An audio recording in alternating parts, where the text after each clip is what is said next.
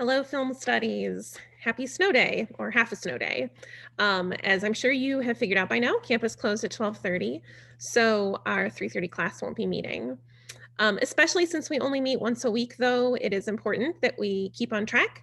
So I'm just going to spend a few minutes going over what I would like for you to do for next class period, which is next Monday. I certainly value a snow day and always kind of enjoy that surprise time off that we get. But like I said, especially since we meet just once a week, it's important that we do keep on track. So I'm going to share my screen. And we're going to look at the class and what is expected of you for next week. And I'm also going to show you an example of the blog assignment, which hopefully you're getting underway. If not, certainly hopefully you've been working on the answers in a Word document or a Google Doc. And in this upcoming week, you will go ahead and start the blog and start the process of posting in the blog. So here we go. All right, so here's the student view of our Canvas page. And we are starting week 3. I realize that we're kind of a week behind in numbering, but I figured we would just go with it.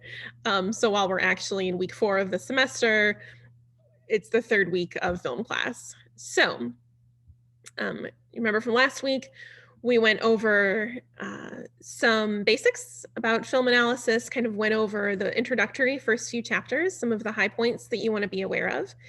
And then looking at kind of the social and cultural aspects of early film history, both when we talk about female directors in early film and also the social power of film. We watched the documentary Birth of a Movement and looked at really how Birth of a Nation, that incredibly important film in film history, also launched, some might argue, kind of a form of protest in terms of the modern civil rights movement. So how film doesn't exist in a vacuum, how film is an art that has commercial interests and also deep and influential social interests as well, and how that shaped us and film history. And just knowing the fact that Birth of the Nation was the first film to screen at the White House, that's important to think how our history has been shaped by film. And we'll kind of continue talking about that throughout the semester. This week, we would have had our first in-class screening of a full feature. Since it is an early film from 1920, there is a good version of it on YouTube. So I will be asking you to watch that independently this week. So I'm realizing I didn't make something live. Forgive me. I'm going to leave student view for a second and look at our assignment for the week. Okay. What is happening? All right. All right, our assignment for this week is, and I will include watch as well, since you'll be watching The Cabinet of Dr. Caligari independently. So your reading will continue through your textbook this upcoming week, chapters 5 and 6, which of course will correspond with the chapter questions in your blog. Do remember, as you're making your way through these sections of the textbook, that the reading in this class is front-loaded. So I'm asking you to read a lot in the first half of the semester, because then the second half will just really focus more on writing. Also read Roger Ebert's Caligari review. I will often give you Roger Ebert's reviews because they are succinct. They're examples of lovely film reviews, and it's nice to get a taste of film writing in that way. We'll also read other film writing throughout the semester, of course. You'll continue your blog this week. And I'll also ask you to write a reflection of The Cabinet of Dr. Caligari. Again, something that we'll do week by week when we do a screening. All right. So back to week 3. The elements of narrative PowerPoint, I would have gone over that with you today in class. Just hold off on that. I will go through it pretty quickly next week. So we will go over that next week. Your focus is reading, the blog, and then watching The Cabinet of Dr. Caligari. Before we get to Caligari, I do want to show you a good example of a blog. So this is from spring semester, and I got the students' permission. So remember that your blog includes the prompts from the chapter that I have given you to answer, which you will write kind of along with the chapter as you read. You'll also keep a continuous watch list of movies that you'd like to watch that are referenced in class, in your textbook, and just in general that you want to jot down, like, oh, I definitely want to watch that someday. And then each chapter you will also, as your blog prompt asks, have a takeaway reflection that, that's totally yours, totally flexible. What was the most interesting point of the chapter to you and why? But the other thing that your blog will include is copies of your reflections and papers that you write this semester. So you'll basically copy and paste them into your blog. Again, just so that by the end of the semester, you have a really lovely portfolio of all of your film writing from the semester. So this student, in some of her entries, included an image of the film. That's totally cool. You can make this as fancy as you want. You can make it all words, and that's fine too. This just gives you an example of what it might look like. And then, so the chapter 4 journal, what is narrative? These are the questions that I've given, and she provides in her own words the answer, okay?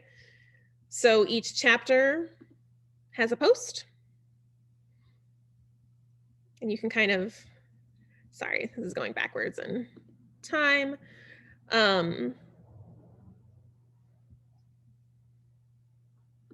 Let me look at the older posts.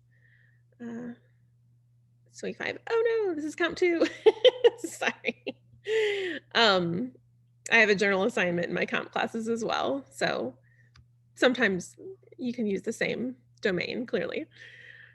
So we're seeing a lot of, like, again, her film reflections where she turned this in as a document, but then copies and pastes and adds an image in her blog.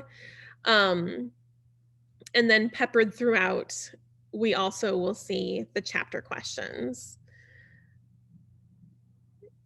A lot of reflections here. And each one of these is a post. So in WordPress, kind of in the editing function, that is where you will find, you have the ability to add images, add hyperlinks, and I encourage you to play around with that if you'd like, especially if you think you might pursue a major or a career where it would be kind of a leg up to have some blogging skills. So here's chapter 3, questions. So again, the question from the blog prompts that I've given you and her answers. We talked about in class last time that for these prompts, you are sometimes gleaning word for word, the answers from the textbook. That's okay. If I'm asking you for a reflection, if I'm asking you for something in your own words, it is not okay to give the textbook definition. But certainly, if I'm basically asking you the definitions from the book, it's understood that it's okay that you give those definitions. Okay, again, examples of the questions and responses. Okay, so hopefully being able to visualize that makes a little more sense. But I also want to encourage you to make it look your own. So it can look how you want it to look, and that's okay. And see here, she made a post and she kept adding to it throughout the semester, but all of the films that we brought up that she wanted to make sure to watch. So that's a good example of a blog. So please start that this week. Again, go through the WordPress prompts. Don't pay for anything. Choose a free URL and a free template of design and tinker around. Play around with the templates. Maybe you think you choose one that you like, but you don't choose another one. That's fine. You can play with the design throughout the semester. Okay, so The Cabinet of Dr. Caligari. So this film was made in 1920 in Germany. This is an example of a German expressionist film, and you should have read that section in your film history section of your textbook already. So I've included the link. This is not subtle. It says in all caps, watch here. This takes you to YouTube. And this is a solid version that you can watch. You can watch it completely silently, but I think the soundtrack is good. It's not distracting. And I think for most of us, it's helpful to have some soundtrack instead of just a fully silent film for over an hour. And realistically, when this was shown 100 years ago, there likely would have been a live orchestra playing. So this is an hour and 15 minutes. Watch it here via YouTube. You can get a little more information. This is a restored, as this shows, with the original color, tinting, and toning. Just really cool design. That's something that I want you to think about throughout the film, is the set design, the graphic design of the inner titles, and the title cards you see here. I'll press play for a second. This is 100 years old, and everything just seems quite modern. Again, there's some arguments that this is the first horror film. I'll let you kind of play around and think about that and why that is. We'll talk about the ending together next week. And if this reminds you of any modern films you might have seen. But this film is bookended, so we have a narrator telling a story. And then we have a flashback of the story, and then we are brought back into kind of present day. So we'll talk about that, but just so you kind of understand the context of the narrative structure, that is helpful. Okay, so we're not going to watch this together now online, but please do watch it and take notes as you watch, which brings us to your assignment, your reflection assignment. So you will type this and you'll turn in a PDF before class next Monday, so by 3:30. There's How to Write a Reflection resource posted earlier this semester, which is a wonderful handout that I encourage you to look over. One of the key takeaways is that when you write a reflection, you may have a couple of sentences of summary, but then it goes into reflection, and perhaps even start with analysis as well. When you're writing for a film class, for a literature class, you can assume that your reader has knowledge of the text that you are writing about. So again, it might be helpful to write a couple of sentences of summary, what the story is about, but do not make that the bulk of your writing. So this should be a page, 1 to 2 pages.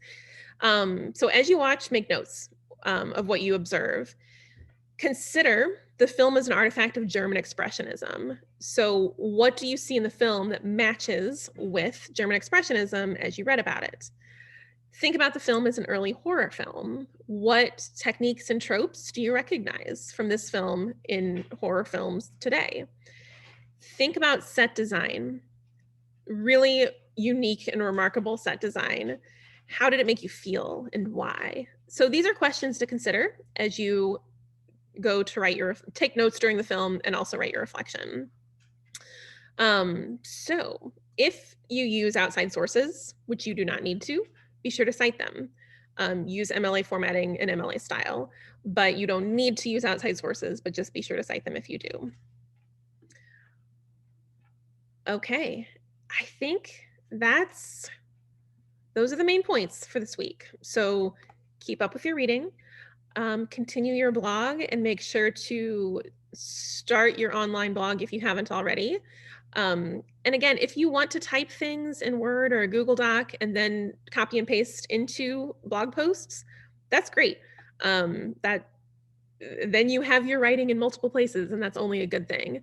But again, you'll want that finished product of the blog with all of your writing on it. So start that, reach out if you have any questions. And set aside time for yourself, about an hour and a half, where you can concentrate fully. Try to replicate the in-class viewing process where you don't have distractions, you're just sitting and watching the film and then taking notes about it as you watch The Cabinet of Dr. Caligari.